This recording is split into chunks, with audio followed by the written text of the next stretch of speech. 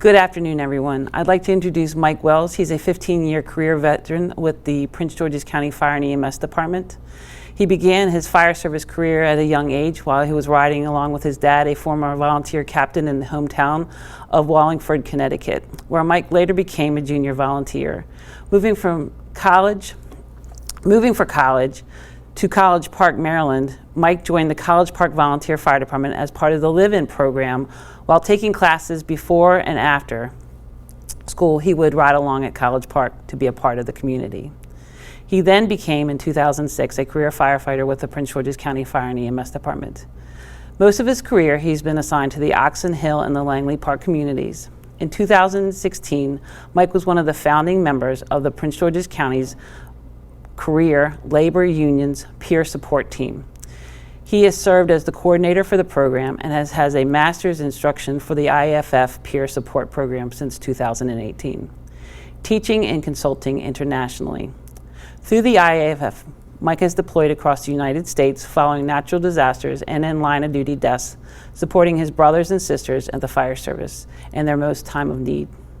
Currently, Mike has broadened his work beyond the IFF, working locally for full-time for the Prince George's County Fire Department to ensure that the peer support program and behavioral health are accessible to all of its members. Mike is currently enrolled at the University of Massachusetts, Amherst, for a degree in human services. Hello, thank you for taking the time to learn how to establish a peer support network for your department. As Teresa introduced me, again, my name is Mike Wells. I'm a firefighter in Prince George's County, as well as the peer support coordinator for the Prince George's County Professional Firefighters and Paramedics Association, as well as a master instructor for the International Association of Firefighters regarding behavioral health.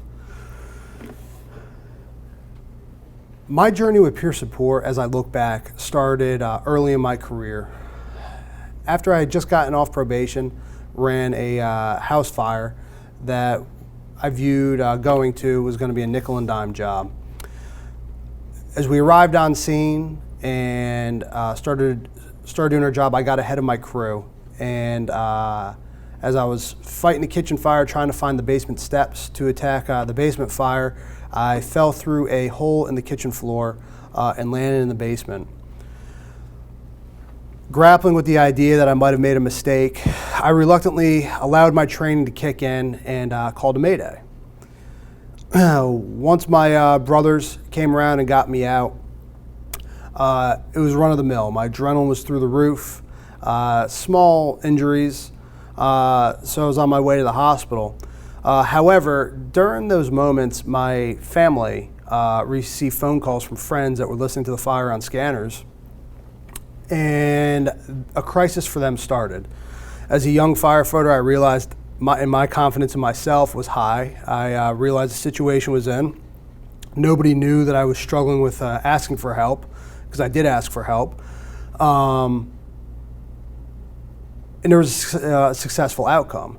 However, for my family, they couldn't get a hold of me, and they automatically thought the worst.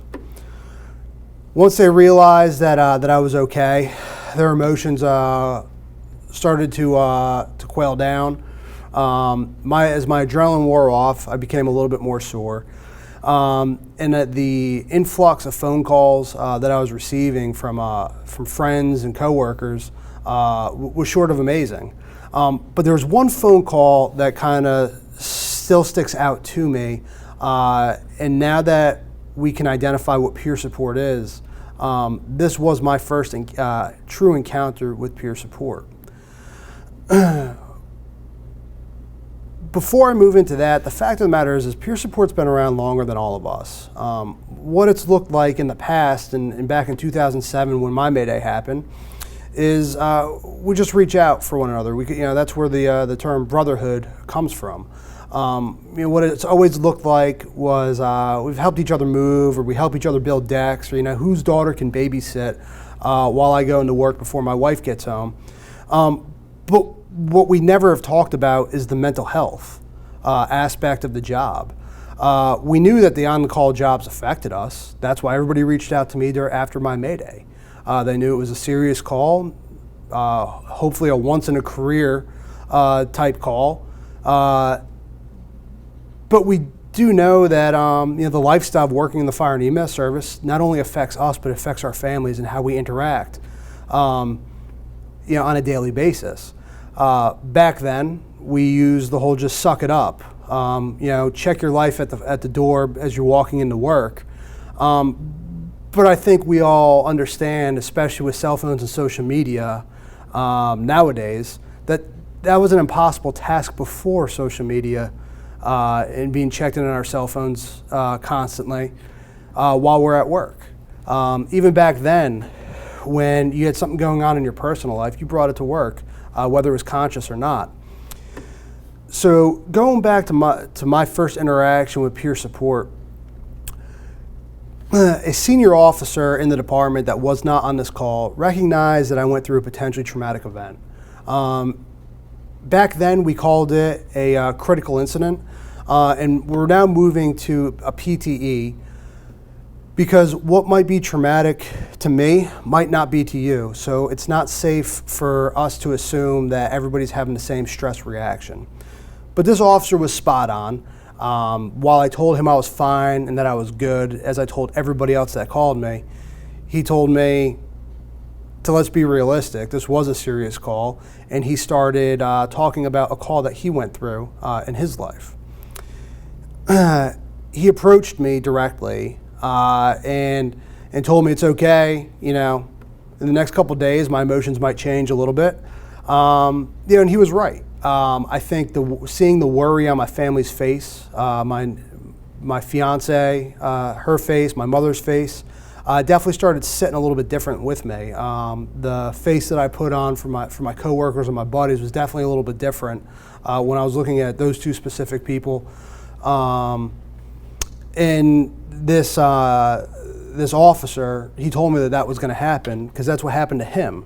On his call, he listened to everything that I was saying, which was really important, and he related and connected with an incident such as his, the one that he had, that was very close to my incident. What he did is he educated me. He told me about resources. Back then, there weren't a lot of readily available resources, but he told me it's okay to go to EAP. For me, I didn't need any of that. I didn't need counseling. Having friends around to talk about it and turning it into a presentation and learning experience for others was probably my therapy for it at the time. But again, what he did for me was he created a peer support network, somebody that I could call on if I needed it. Once a couple days went by, I no longer needed that peer support network, and I went on for my career, and I took that as confidence, and what that built for me is resiliency. What that looked like for a department, for the Prince George's County Fire and EMS Department, is let's fast forward to 2015 and 2016. As a department, we suffered quite a few incidents on and off the job. We had, in 2015 and 16, we had 3 recent retirees die in separate car accidents. We had an active firefighter that completed suicide. We had firefighters respond to an ambush on the Prince George's County Police Department that resulted in a line of duty death for PGPD. We had 2 firefighters die of occupational cancer. And we had 1 active firefighter shot on duty and that resulted in a line of duty death. But as you can see highlighted in red, only 2 of those incidents were a result of the actual job, such as mine. My incident, not as severe as the ones highlighted in red, were approached by a model that has been around in the fire service for a long time, and that's a CISM model. While the CISM model has definitely helped quite a few people, as you can see in the other slide, a lot of people have been left hanging in the balance because not everything that we deal with in our lifestyle is job related. When we talk about the CISM, it was in a group setting. Oftentimes it was mandated and it went against the design of the CISM model, but when our chiefs and incident commanders they want to make sure and do the right thing and make sure all their people are okay, it becomes mandated, and it really has a belief that all people have the same reaction, which could be farther from the truth. As you're inside, the structure, fighting the fire when that near miss happens, the operator at the pump panel might not have had the same reaction. To assume that the same stress for each group is the same, causes things such as vicarious trauma and secondary trauma, especially when in a group setting. The peer support model to which Prince George's County Fire EMS Department is moving to is more of an approach by peers, people that understand the lifestyle, that understand what it's like to go home tired, that have been on some of those calls, might have had some of those near misses, or have dealt with things in their personal life that may not even be related to the job. The biggest block of that is a confidential approach. We're not doing it in a group anymore. At times we can if it's requested, but we're trying to go and do more of the one-on-one. We're also trying to approach people in an environment that they're comfortable with. Not everybody's comfortable talking about their critical incident or their divorce or their alcohol abuse problem in public or even in the firehouse. Sometimes taking off the uniform and meeting in a coffee shop is where that connection really can be made. And let's face it, let's talk when we're ready. Often we push one another to talk, and we're just not ready for it yet. We still got to go and deal with our personal feelings before we could go and put them on the stage. And also, let's face it, not everybody that walks in our firehouse is the person that we're going to talk to. So with the peer support model, we're able to go and have successful peers that have a little bit more advanced training that could go and that could direct individuals to resources as needed. But also on the flip side, we don't need to have people trained. We need to have people that also just understand the lifestyle in general, to which those people can go to those trained peers and understand the resources as needed as well. The biggest thing is with the peer support model is it takes into account the off-the-job issues, if you will, that we constantly face and that we know that we're more prone to with being in our profession. Specifically in Prince George's County, our peers went and took the IFF peer support training program. The training that they received is 18 hours, and it talks heavily about active listening, what confidentiality truly is, about general assessment for one's mood, behavior, thinking, and how we interact with our life events, as well as doing an assessment for suicide risk. We talk about self-care quite a bit because as a peer, we're taking on quite a bit of other people's stress. And we also learn how to do crisis intervention and how to turn that into action planning and how to reach out to our membership and also build our program. One interesting fact with the IFF's peer support training program is it's not just for IAFF members. Anybody in the community or the fire service can go to IAFF.org/peer support. And there's a 2-hour online training that can be conducted. Additionally, as a IFF local is hosting a peer support class, non-members can also take it at the approval of the hosting party.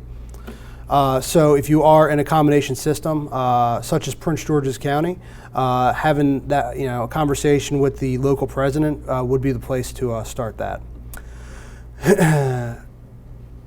Our mission statement for IFF Local 1619's peer support team is the peer support is the process of giving and receiving non-clinical assistance to achieve long-term recovery from behavioral health challenges. This support is provided by peer supporters, people who have lived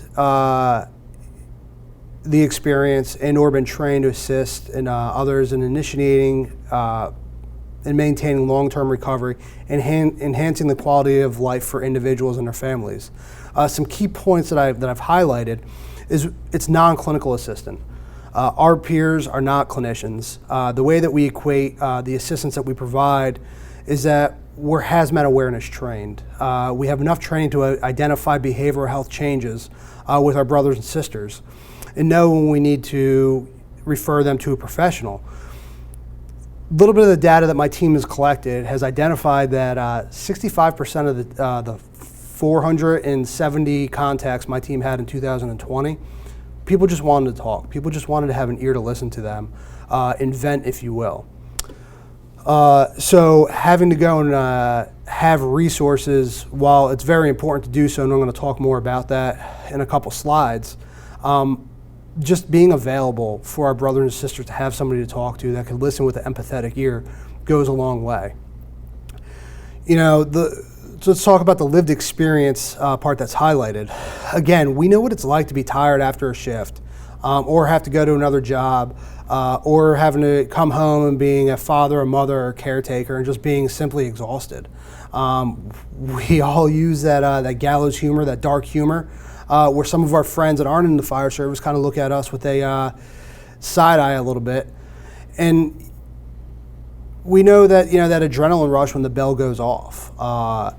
And not a lot of people that haven't done this job really understand who that is. So a lot of times it's difficult to talk to people, you know, within our social network about on-the-job stuff.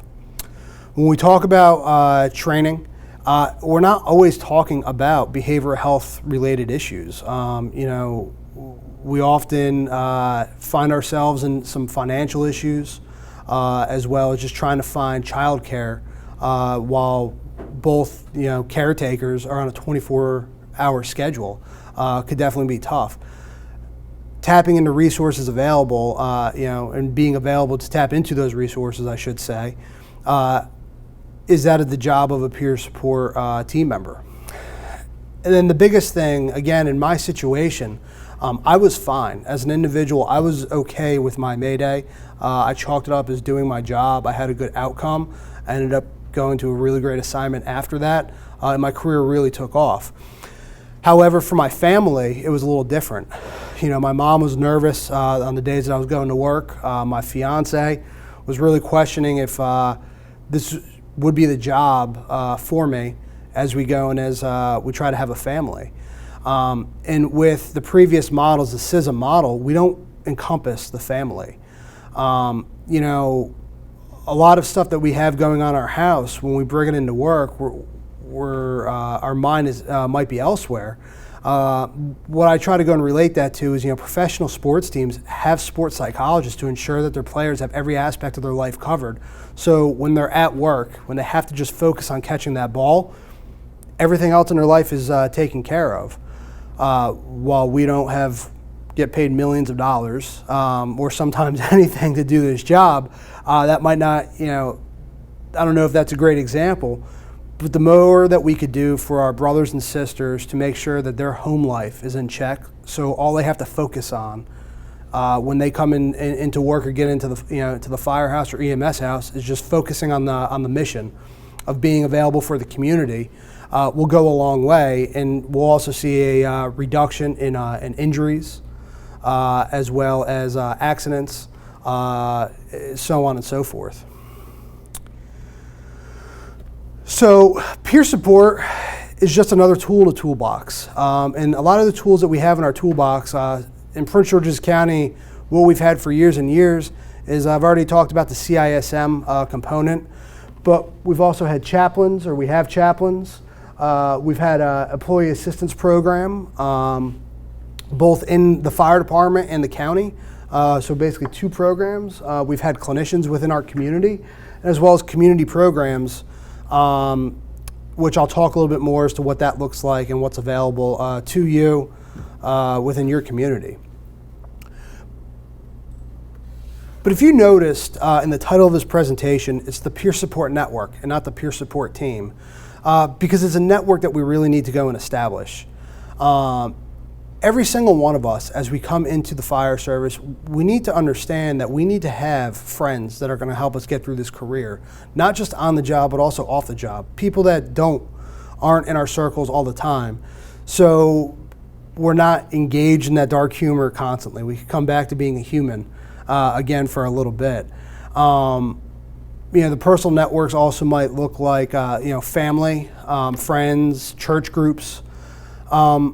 And then we move to the next circle, and that's the kitchen table. And every single crew, that's where the true peer network engages. That's where we're going to go, and we're going to be able to notice those changes in each other's moods, thinking, behavior. We know what life events are going on. We know when Joe comes into work, and just by the way that he puts his bag down, what kind of day we're going to have with Joe, whether we're going to have a happy Joe or a grumpy Joe.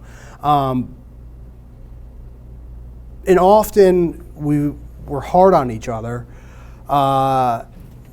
which is good because it makes us have drive. But in the same time, I remember catching myself years ago telling friends or coworkers like, hey man, you're messed up and you need some help, but we left it there. And the reason why we left it there is, one, we figured it wasn't our business, and two, we didn't really know where to tell them to go. So having the next circle, the peer support team, for people to either go to because they don't feel comfortable talking about what they got going on at the kitchen table, or the kitchen table doesn't know how to go and talk to that one person that might need some help. The peer support team needs to be a confidential group that has access to resources to assist those people to get the help if needed, or just give another set of ears that might be different than the normal day-to-day. Our regional peer support networks through MIMS, through other departments, through other associations, really needs to be worked on in this system. I've had the pleasure of working with the counties and jurisdictions right around us in the state of Maryland, and many of us have talked in the past. What this offers for our people is they might not want to talk to anybody in Prince George's County, but what I can do is I can say, you know what, I know a firefighter across the state that's battling cancer, so I understand you don't want to talk to anybody in the county, but how about I get you connected with them? They might be able to give you some insight on what's next, or what resources are available to you. And then there's anonymous resources, which I'll get into that in a little bit, but that's where kind of our helplines come in to really offer that level of confidentiality, no matter which way we go. The biggest thing is we need options for our people. We can't just go and throw out the last slide and only have five options that nobody really knows about.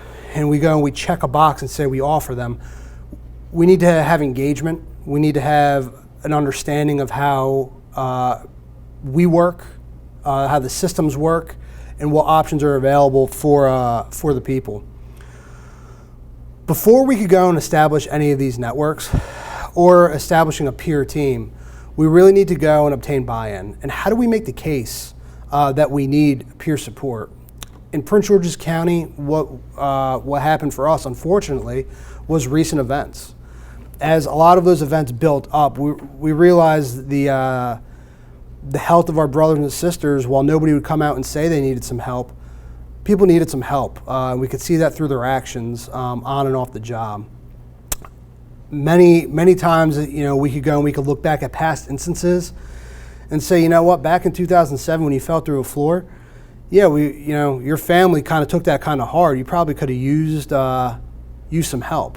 And also doing needs assessments or risk assessments of departments, which we do in so many other aspects of the job. When we talk about apparatus placement, operational issues, we do needs assessments and risk assessments all the time. So why not behavioral health? It's just a matter of getting a hold of the experts, whether it's through the National Fallen Firefighters Foundation or the International Association of Firefighters. They have a lot of resources available to us to do needs and risk assessments. So who do we need to go and obtain buy-in by? Well, the membership, of course. And I start with the membership because oftentimes the leadership and administration, we think we know what our members need and what our members want. But if we don't have any buy-in from the majority of the department, our worker bees, we're not going to be successful. That's not to go and to say that we don't need buy-in from the leadership and administrations. We definitely do. If we could work together with associations, with leadership, we're going to have we're going to be more successful to be able to go and to get programs off the floor. The next biggest thing that we need to have is the confidentiality. Without confidentiality, we don't have a program, and it's very hard to do. You know, when we go and when we talk about why our brothers and sisters don't come forward and they're willing to struggle, a lot of times what you're going to hear is stigma. Simply put, we're so hard on each other at the kitchen table that we don't make it available, that when we have real issues, it's just easier for us to struggle. Which, having been at those kitchen tables before and been hard on some buddies of mine, when they're struggling, it's the last thing I want them to do. I want them to be able to come forward to me to help them through the problem. We help strangers all the time, so why not help one another? When we talk about confidentiality, it's kind of on a who needs to know basis, and frankly, it needs to be up to the individual seeking the support that allows us to go and break confidentiality. So until that happens, things need to remain between us. In a second, we're going to talk about team leaders and team members, but the biggest thing is not everybody can be a team member due to their involvement in the rumor mills. As well as spreading people's business. So it really needs to be taken a look into, and confidentiality needs to be the top priority of any program in order to be successful. Next, we need to identify a team leader. Who can take on this role? And what does being a team leader really involve? Well, we can't have another project person. We all know that person that picks up every project, that has involvement in everything.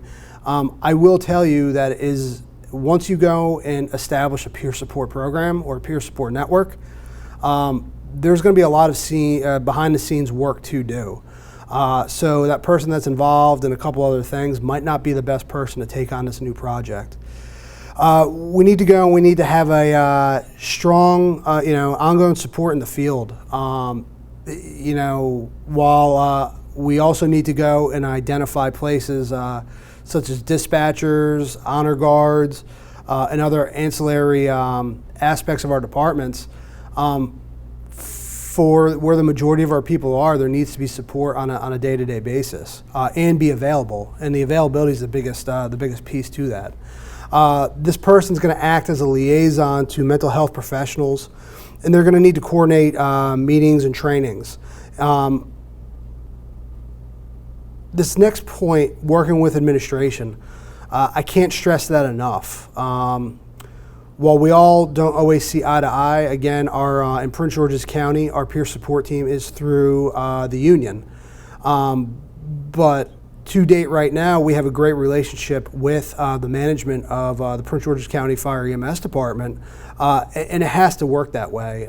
We can't go and policy everything. A lot of what we deal with on the peer support and to meet the needs of our members for on and off duty issues really is a lot of gray areas. And if we go and if we box in black and white, some people might be left to hang in the balance.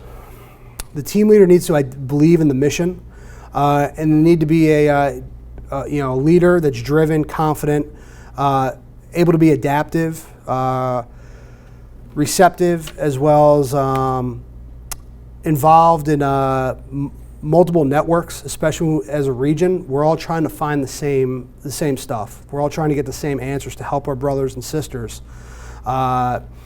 Why reinvent the wheel? That might be the laziness in me speaking, but why reinvent the wheel if you guys in Western Maryland are already doing something great? We need to figure out a way to share information throughout the state. That way our brothers and sisters are, have the best network available to them, locally and geographically. And organization really needs to be a key point for the team leader. So how do we recruit peers? Well, in Prince George's County, the way it started is we did a survey amongst our union's membership. It was a general advertisement that went and asked who, if you were going through something on or off duty, would you want to talk to? I found out later on that my name came up as a joke. A bunch of guys were joking around about it, and they told me a couple years later as I took over the team, and the joke's on them now. But there's people in your department that people go to and talk to on a daily basis as it is. Those are the people that you want to be on your team, the people that are respected, that are willing to go and keep people's information private. The demographic of your team really needs to be diverse as your agency. We need all ranks, we need all genders, ages, races, sexual orientation. The goal should be to mirror your team just as your general membership. And it needs to be an avenue for everyone in your department to feel comfortable with someone to speak with. I will say that we did try to have newer people on our team and realize that they have a lot to focus on in their careers. So we require people to be off probation in order to be on the team. Additionally, when we talk about steps within Alcoholics Anonymous and Narcotics Anonymous, step 12, we want to go and we want to provide mentorship to others. While that is part of the steps, peer work could definitely be taxing. A requirement on my team is that you need to be in recovery for 18 to 24 months. Or if you are in recovery for issues such as PTSD, that you're in a good place in recovery, because the last thing that we want to do is trigger somebody for a relapse. But also having people that are in recovery is crucial to go and to have people that lived experiences and come out on the right side of whatever they were battling. It should also be noted that while that is important, this isn't a team for self-help. Peers should be really good examples of being in mentally healthy shape, having a sense of humor, being committed, being consistent, able to be non-judgmental, and that are trustworthy amongst the membership are really key aspects, as well as being a good listener, being mature, being approachable and empathetic.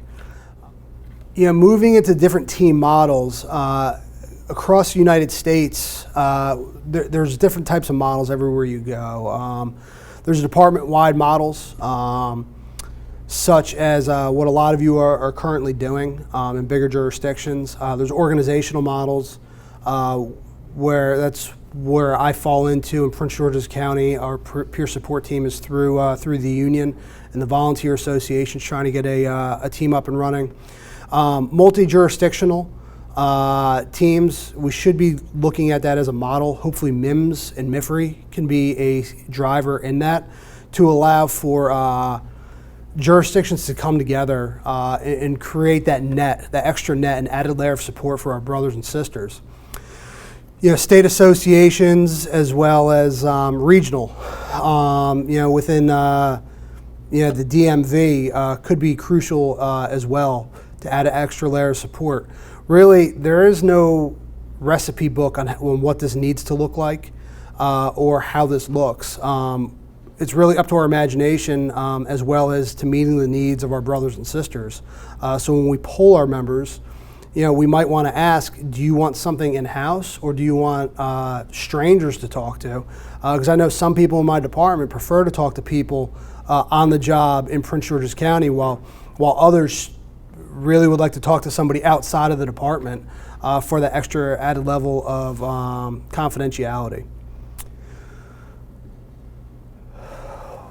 One of the key components of having a behavioral health program or a peer support network is having oversight.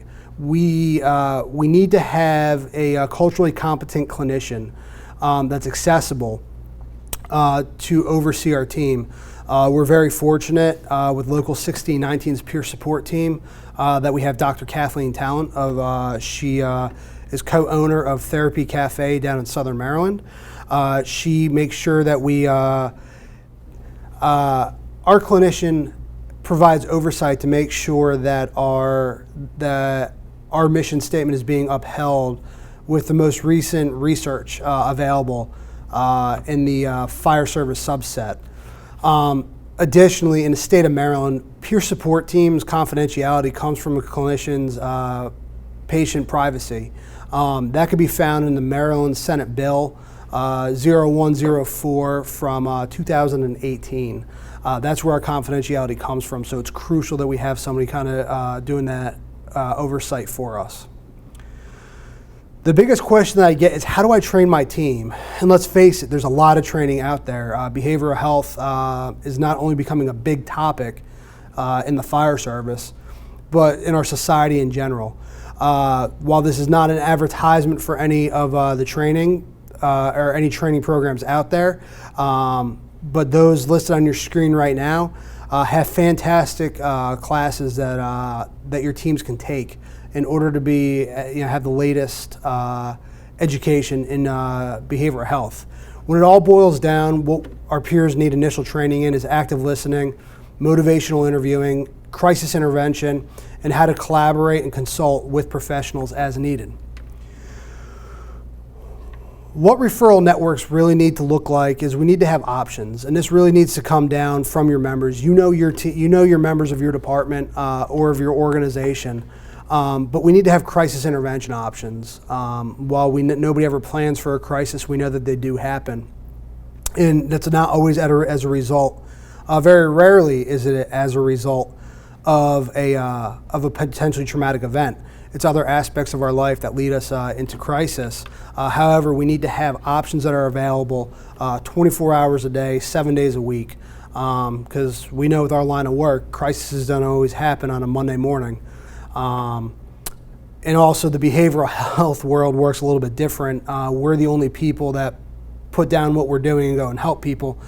Everybody else, whether it's a plumber or a clinician, takes a little bit of time to come out and do that. So we need to have the culturally competent, intervention programs available to us. We're going to talk a little bit more about the chaplains, inpatient treatment centers, what type of therapists our brothers and sisters commonly use, what is the difference between a therapist and a psychiatrist, as well as some other needs that we've identified in Prince George's County. Again, in Prince George's County, we've created a resource list. I'm very proud of my resource committee. They've organized a Excel sheet that's in front of you right now, and here's a bunch of resources that we have for crisis intervention. Feel free to use them, but as you can see, we have some that are specific to Prince George's County, as well as some that are available in the area, as well as some that are available via hotlines. Some of the main ones that you have to have is the National Suicide Hotline, as well as domestic violence hotlines and veteran crisis hotlines as well. Those are all free. Those are all readily available. My suggestion to you, though, is call every single one of these resources before you use them. Understand how they work. Find out who's picking up the phone. And educate your people as to what that looks like if you are going to advertise these publicly. One of the biggest things for me is I don't want to find out at 2 o'clock in the morning when one of my brothers or sisters in crisis is that this is a 9 to 5 organization, or that this requires insurance to use. So really do a good job is vetting what those resources look like. When we talk about chaplains, we need people that are approachable, available, have different denominations, and they're identifiable. Fortunately, with the collaborative that we have in Prince George's County between the fire department, police department, sheriffs, and corrections, we've identified chaplains that are culturally competent in either specific areas or organizations, as well as different priests, rabbis, imams, and we also have, I hope I don't butcher this, bhikkhus that are Buddhist priests. We need to make sure that they understand that we're looking for more of a spirituality rather than religion. And not everybody is going to feel comfortable being approached by a chaplain, but working together with the peer support network, it's a very strong tool for the toolbox as needed. As it says at the bottom and on the previous slides, I'm not endorsing any of these, but this is just an example as to what our resource list looks like and what our Excel sheet looks like. We need to have inpatient treatment facilities that understand the fire service, as well as us having an understanding of the insurance that drives that. Unfortunately, insurance is going to be a big factor when we're talking about behavioral health treatment. So we need to know what the process looks like. Is one of these places a place that I could just show up to in the middle of night and drop somebody off, or do we have to go to the ER to get clearance, to complete detox before we could get somebody into one of these facilities? That's kind of, again, anytime before any of these resources can make it onto my list, we have to physically have people go out to them and check them out. Our clinician has to take a look at their programs that they offer to make sure the modalities that they're using are in line with what my members need in the fire service. And then how do we contact them?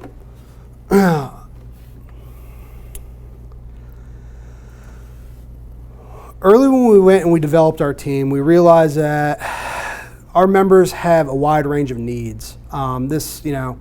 Doing this job, obviously trauma is one of the biggest components that we need when we're addressing post-traumatic stress disorder, acute stress, and anxiety. But we also realize that a lot of our members have marriage and family needs, as well as alcohol and substance abuse, gambling. Are some of the more common disorders that we're seeing with our brothers and sisters. Additionally, anger management options and OCD are some other common disorders that we have. Let me go back for 1 second.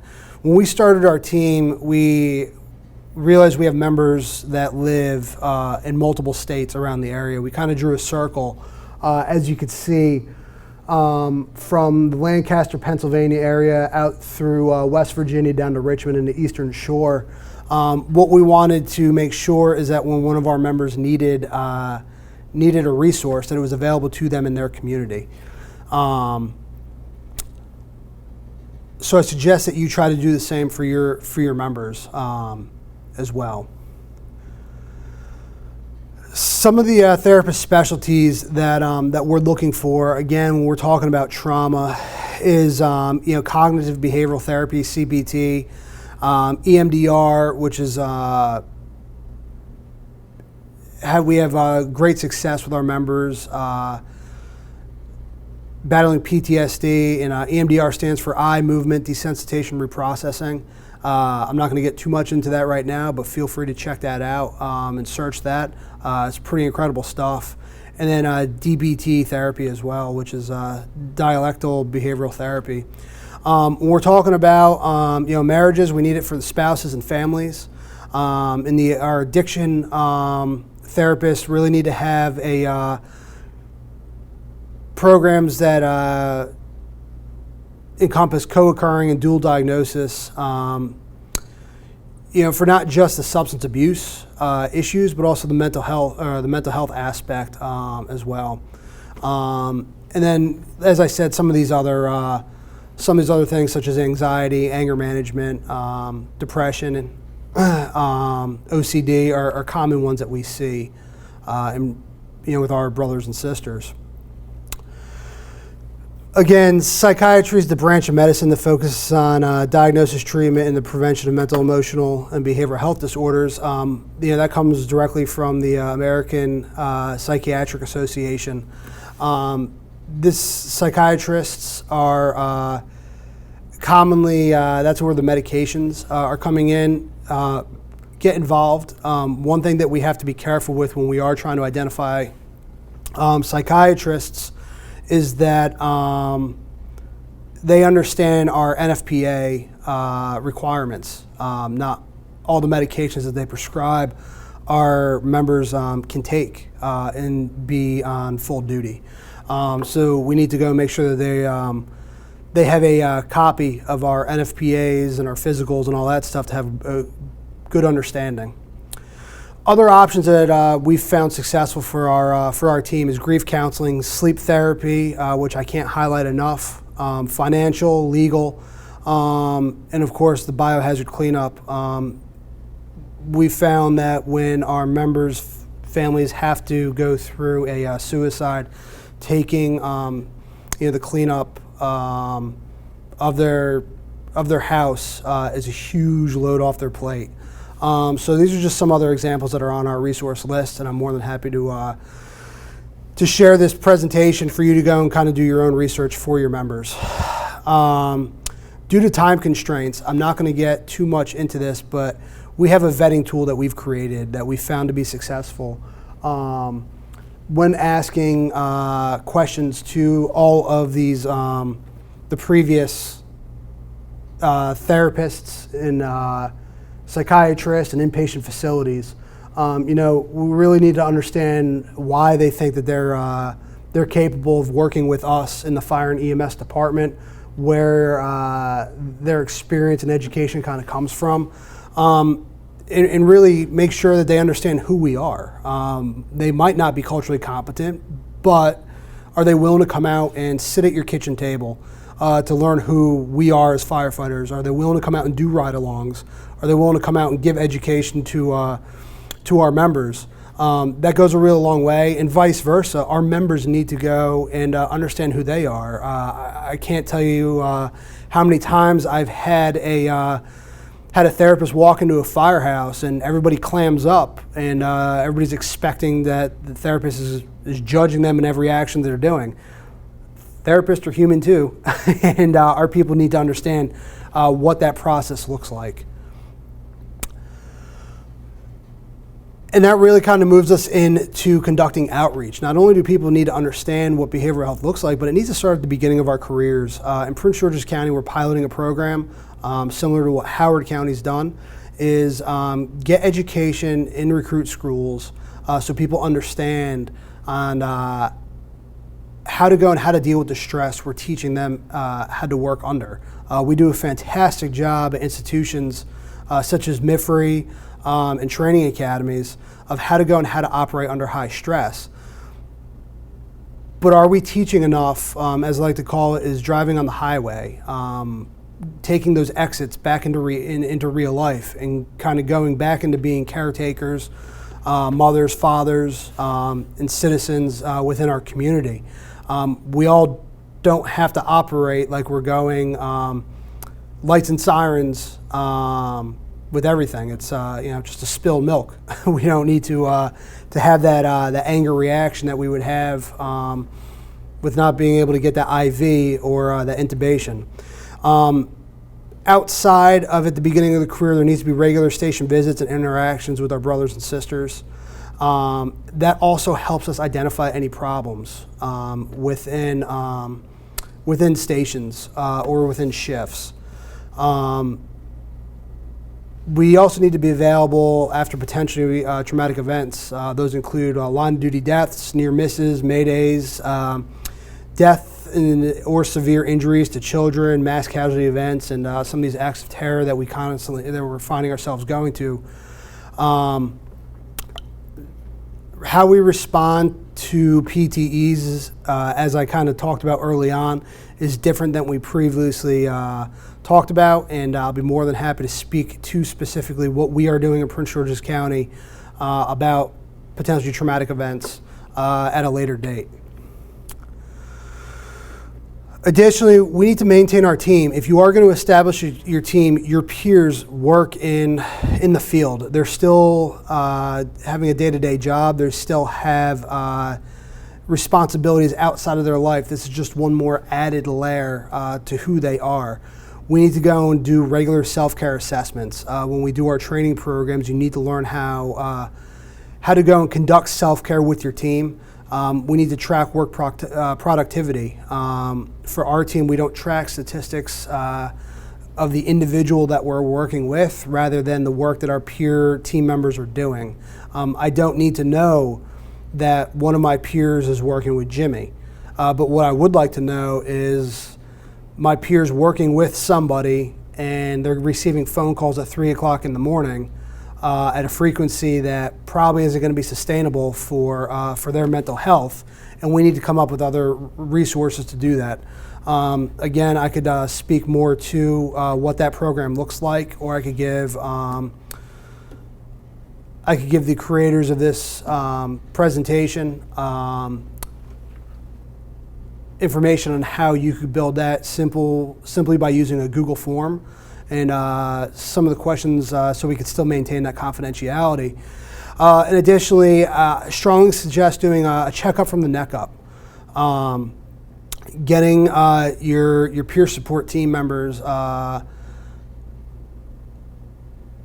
having them have an opportunity to sit down with a clinician and kind of just make sure that they are doing the proper self-care needed for sustainability for them to be team members, and that they're not putting added stress on their life, which is ultimately going to require them from needing peer support,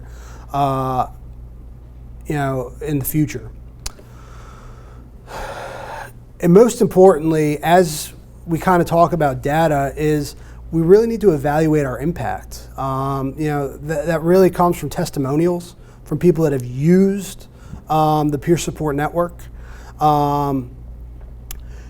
Finding out how long our team members are working, how their quality is, if there's any hiccups, or if some of those resources that you work so hard to try to obtain really aren't working out for your members.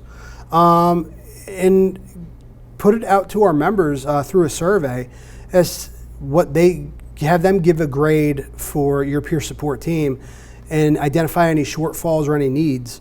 Because at the end of the day, we like to be in control as firefighters and paramedics and EMTs. So that offers another way for your members to be in control of their program, because ultimately it is their program that you're creating. So as I close, and I know there's going to be quite a few questions, please feel free to send me an email, and I will answer as best I can, or find you the answer. Identify the needs of your members. Don't assume that you know what those needs are. How you accept trained peers, or how you get peers trained. There's a lot of options out there. You got to figure out what works best for you. Not only from like a time management time, but also a cost effective, because let's face it, everything does have a cost associated to it. There are free options as well, and tapping into those resources really, you really got to figure out how the level of training that you want your team to. Again, in that Senate bill that I talked about, it kind of has a little bit of a breakdown as to what a peer team or a CISM team needs for training. Establishing a referral network. Most of you already have them in your community. You just need to find a way to organize them. Be more than happy to share the resource list that my team has created and uses. Feel free to send me an email. I'll be more than happy to send that out to you. You need to have anonymous options. Look into some of those resources that I shared, or find ones that meet your needs, and continue getting educated on behavioral health aspects in the fire service. While behavioral health has been around forever, the subset group of the fire service has not. We've often been lumped into groups such as the police and military, and now the behavioral health world is starting to realize that us as firefighters and paramedics, we have needs that are specific to us that need to be met. Which is great, and there's always stuff coming out. So vet your education or resources, and stay educated with that. Again, my name is Mike Wells. I'm a firefighter in Prince George's County. To reach me, here's my email. And to learn more about Local 1619's peer support team, please visit www.pgfdpeersupport.org. Thank you for your time. Stay safe.